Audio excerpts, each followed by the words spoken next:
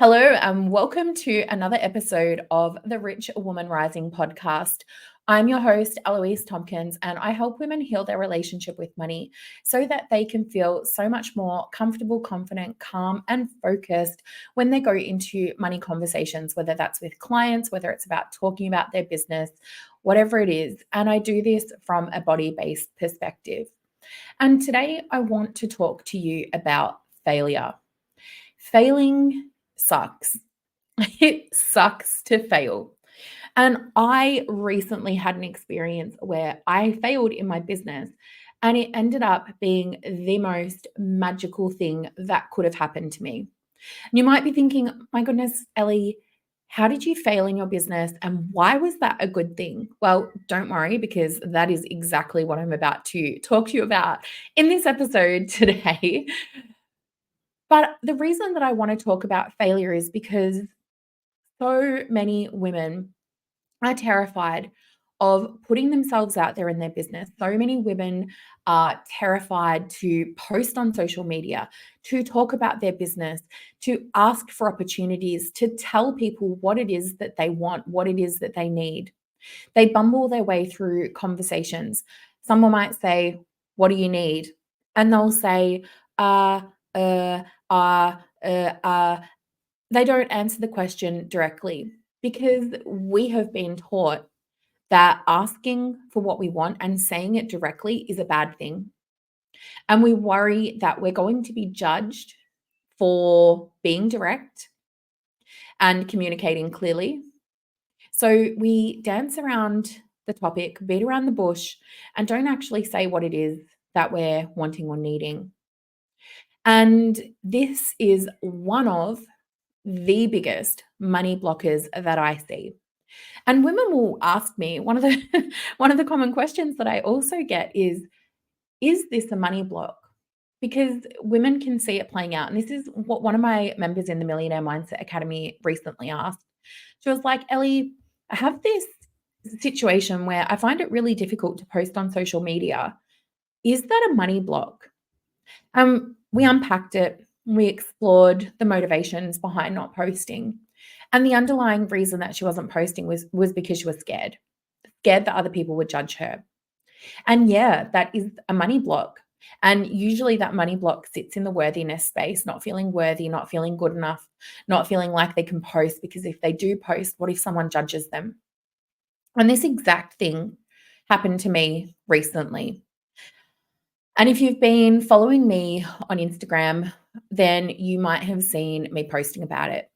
So a few months ago, I saw Heidi Anderson. And if you don't know Heidi Anderson, Heidi is an amazing woman who does PR. And she's got a long history working in radio, breakfast radio, across Perth and New South Wales. And she did a big stint in breakfast radio or in radio. And then from that, she decided to launch her own PR business. Now, Heidi is incredible at PR. She has done some insane things like getting a bunch of women to walk through shopping centers in their bras and undies as a way to build body confidence and to talk about anxiety. And I've been following Heidi for years and love the work that she was doing. And I saw that she had posted on her social media that she was bringing her shit show to Melbourne and she was looking for speakers. I wanted to speak. I wanted to share my story. I wanted to get up on stage and talk. I wanted to speak. But I was also terrified. Terrified for a lot of reasons. And some of the reasons that I was terrified were because the things that I wanted to share were personal. They were about my family. They were about my childhood. They were about my own patterns, my own vulnerabilities, my own insecurities. And that's really vulnerable stuff to share. So there was that. And there was also the fear that if I applied, what if I didn't get selected? And to be honest, that was probably my biggest fear. What if I applied and I didn't get chosen? So when I saw her put the call out, I was like, okay, cool. I'm going to park that. I'll apply.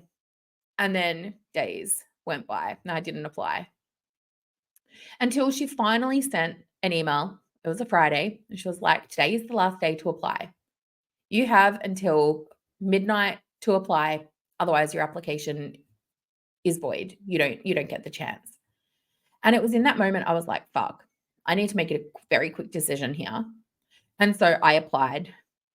And as I hit that submit button, I started crying because as part of the application, you had to talk about what you wanted to share.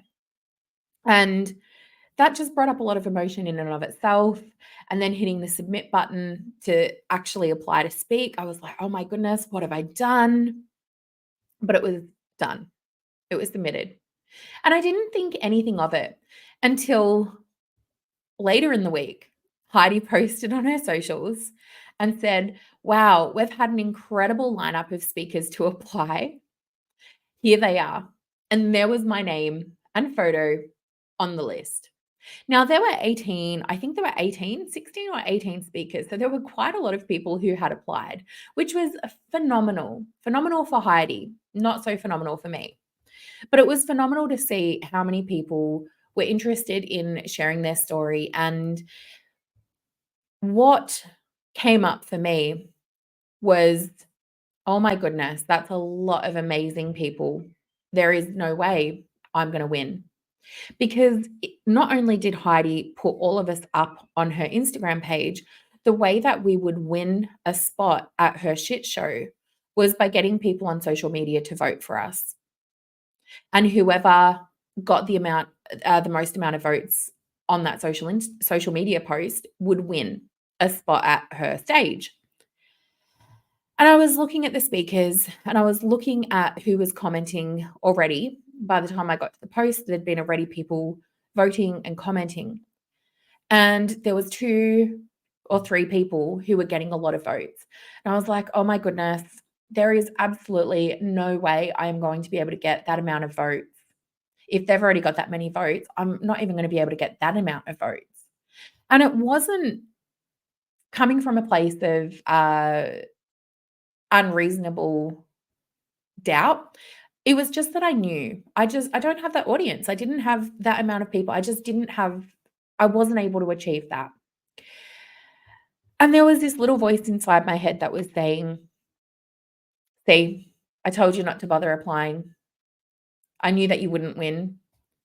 And then the voice then started to say, don't even bother asking people. Don't even bother asking people to vote because you're not going to win anyway. So why bother? And I could feel my heart drop, my stomach sink, my throat clench up. And I wanted to cry because that voice in my head was just reinforcing that belief that I had. You're not worthy. You don't deserve this. Who the fuck are you to think that you could ever be a speaker on Heidi Anderson's stage? As if. And I'm not going to lie, I hooked into that story. I got hooked into it because you know what? That's a familiar story. That story has been with me for a very long time. And you will have your own familiar stories that have been with you for a very long time. And when those stories come up for you, I'm curious, are you aware of them? Or do they run on autopilot? Are you aware of the feelings that you have when your stories play out for you? Or do they also just play on autopilot? Because the difference for me is that I hooked into this story for, I reckon, an hour. And then I was like, oh my goodness, hang on a minute. This is that story that I get hooked on. This is my I'm not good enough story. And you know what? I know how this story plays out. And you know how that story would have played out? It would be, I don't feel worthy. I'm not good enough. I'm shit. I'm not going to get this opportunity anyway. So I wouldn't ask for help. I wouldn't bother reaching out to anyone. And then you know what? No one would comment for me. No one would vote for me on that Instagram post. And that would reinforce my story that I'm not good enough because no one voted, even though I didn't ask them to. And I kind of played that scenario out in my head, and I was like, "Oh, okay. Well, I know how that story is gonna play out because that has been what's happened in the past. I'm very familiar with that. Okay." And then what I did, and this is what I teach in my Millionaire Mindset Academy, is I said to myself, I'm like, "Okay, so that is what will play out if I keep hooking onto this story right now, this old, familiar, subconscious story that I'm consciously aware of because I've done the work and I've done the reprogramming. Even though you still get hooked on it, just because you do the programming, it doesn't mean that you stop getting hooked on the stories. You just have more space to be able to see them. You become aware of them." And I was like, okay, so the alternative is I step into my inner millionaire self and I think about her and I think about what she would do. And I think about how she would respond, how she would be thinking, how she would be feeling. And so I took myself and put myself in her shoes. That inner millionaire, that version of me who has already achieved my seven-figure business, who is living in my dream house, living my dream life. I put myself in her shoes. And I was like, you know what? If I were her now, I would let myself feel disappointed. I would let myself feel the feelings. I would recognize my emotions. I would recognize that feeling in the pit of my stomach. I would recognize that tug on my heart. I would recognize that my throat felt constricted and that I wanted to cry because it felt overwhelming. And I wouldn't let myself have those emotions tell me what I'm going to do. I'm just going to use those emotions as information that I'm feeling unsure, I'm feeling scared. And I'm not going to let those emotions dictate my actions because I get to be in control of the behavior that I choose. And I want to be that version of myself that changes my subconscious patterns, that changes my narrative. And when I stepped into her and when I was able to see things from her perspective and how she would handle the situation, my goodness, did things change? What I ended up doing is I thought, you know what? I probably am not going to win this competition. I probably am going to get rejected. Chances are I'm going to fail. And I'm still going to do it anyway. I'm still going to reach out to people. I'm still going to ask for help. I'm still going to try. I'm going to put myself out there. I'm going to reach out to my network and ask people to vote for me. And so I did. Was that comfortable? Fuck no. I felt so uncomfortable. Every single person that I messaged, I'm like, oh my God, this is so out of my comfort zone. I don't like asking for help. It felt fucking shit. But because I've done that reprogramming, because I am able to regulate my emotions, because I am able to understand that my emotions are the driving forces behind my behavior, if I'm not aware of what's going on in my body, if I let my emotions and my thoughts operate my life on autopilot, then I would have just gone with that other decision. I would have gone with that subconscious programming and gone on autopilot and gone, yeah, you know what? I'm not good enough to speak on Heidi Anderson's stage.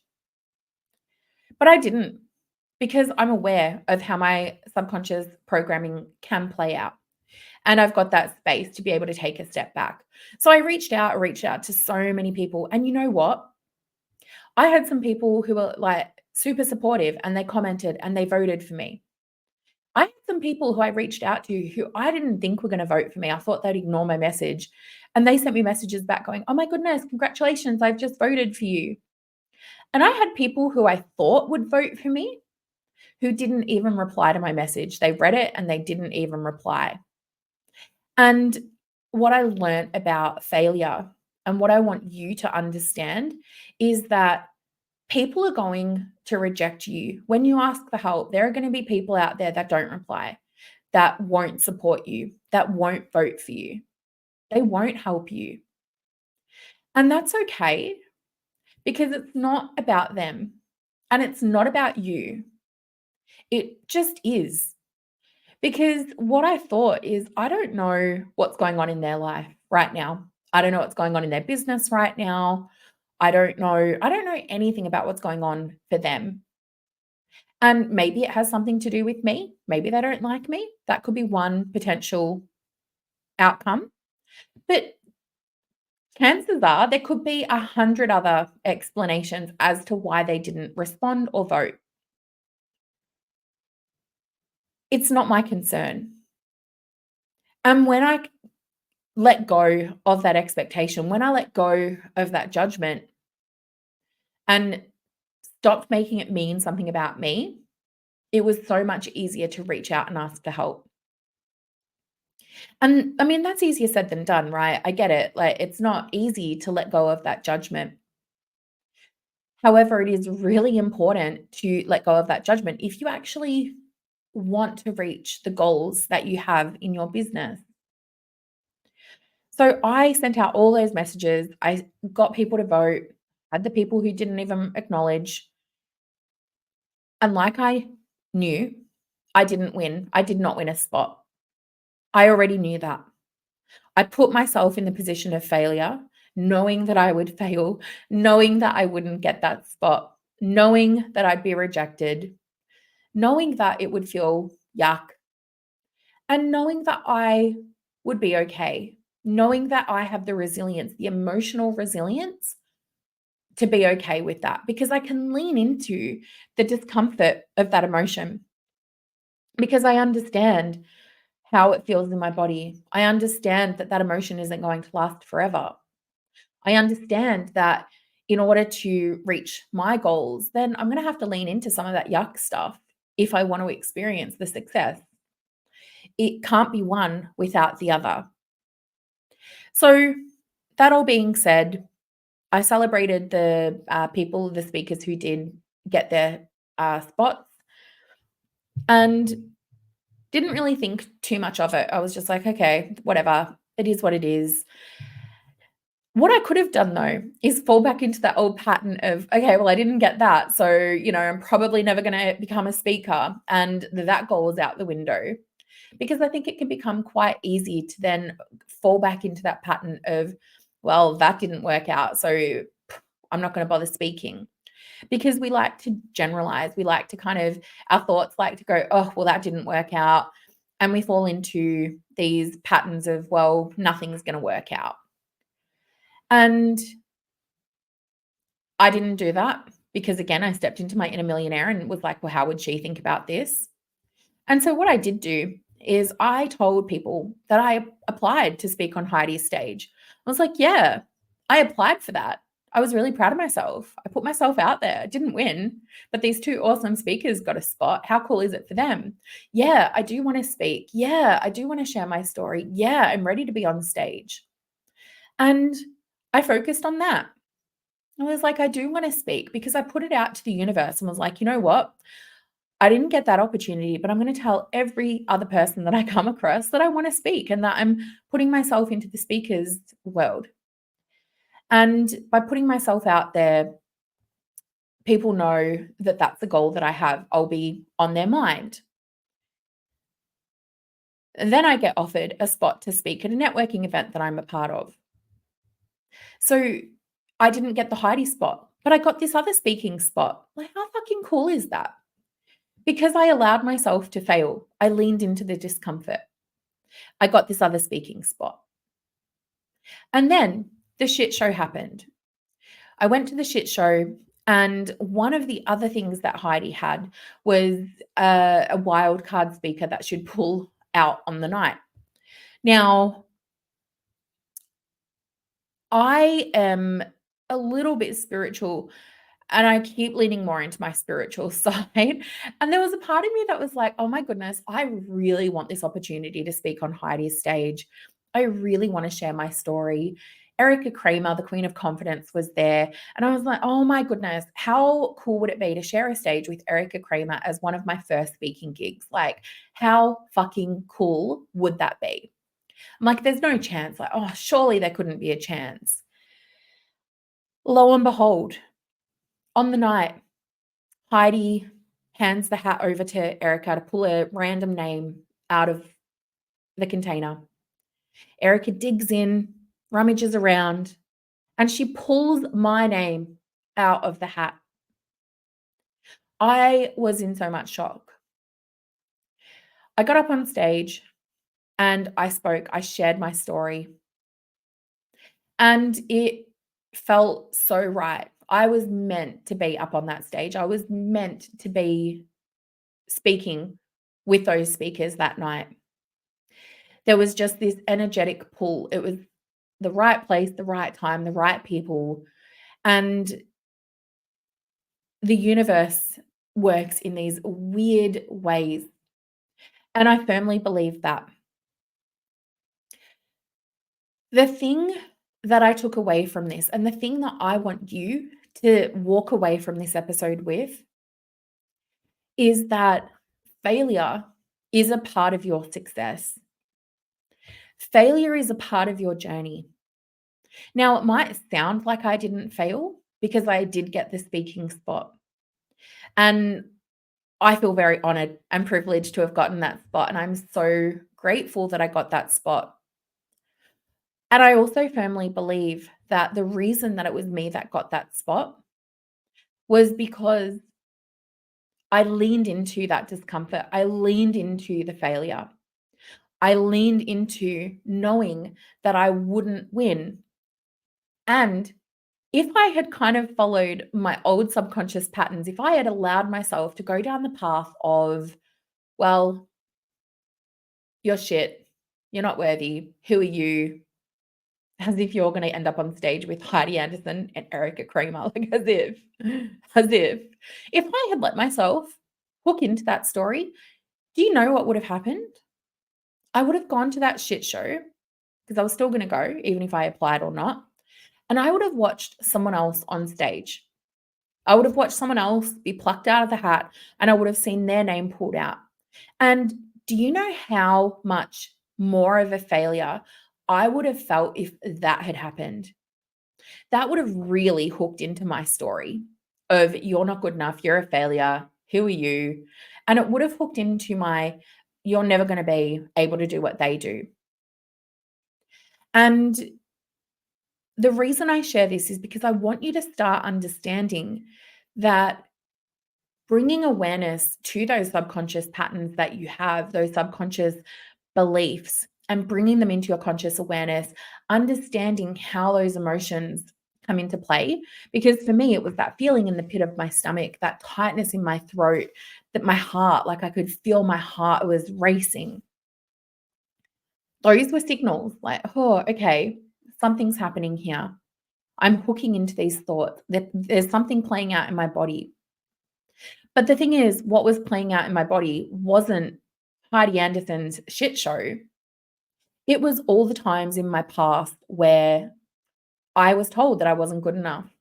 Don't go after that goal because you're not going to get it. You're not allowed to do that because that's a stupid idea. The amount of times that I wanted to do something as a kid and I was told, don't be fucking ridiculous by my dad was a lot. Every time I wanted to try something, it would be met with disapproval. So I learned as a kid to shut down. I learned not to bother trying because I wouldn't get it anyway. And for me, putting myself in that position of knowing that I wasn't going to get a winning spot, but doing it anyway, was showing my inner child that she can trust me to make better decisions for us now. She can trust me that I'm going to look after her.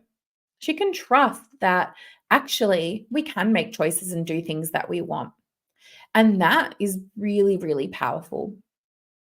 And this is exactly why I've created the Millionaire Mindset Academy, because I want women to be able to shift those emotions, because it's all good and well to recognize the thoughts. Like I knew, I was like, oh, okay, well, I'm not good enough. I know that. I knew that. I knew that thought was there. But it was being able to connect what my body was doing, leaning into that discomfort in my body rather than trying to avoid it. That helped me be able to press submit on that application. It helped me get up on stage when I was randomly called. Like, come up on stage and share your story out of the blue as a wild card. No preparation. So being able to lean into those emotions is really, really powerful. And if I can help just one woman be able to lean into that emotional experience, like that will just make me so happy, because our emotions are not something that need to be feared. They're not something that we need to run from. They're something that we need to embrace, because they're just sending us so many amazing, wonderful cues. We just don't like how some of them feel. And because of that, we want to run away from them. But I promise you, you can learn to embrace those feelings. You can learn to embrace the discomfort. And I also promise you that when you do that, there is going to be so much magic and opportunity waiting for you on the other side, because on the other side of that discomfort is success. On that note, I think that's where the podcast episode needs to end today. And I hope that you are feeling inspired to take action into that discomfort, because that is where the juice lies. And if you want to learn and dive deeper into this and understand how you can shift your money fears and grow your business to seven figures and beyond, then I reckon you would love the Secret podcast, because that's exactly what it goes into in a lot more depth. So I'm going to link to that in the show notes if that is something of interest to you.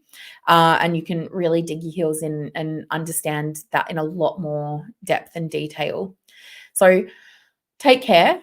And if you're interested in checking out the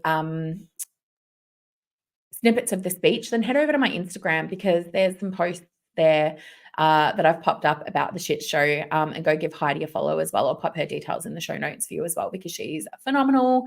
But yeah, thanks so much for listening, and I will chat with you all again next week.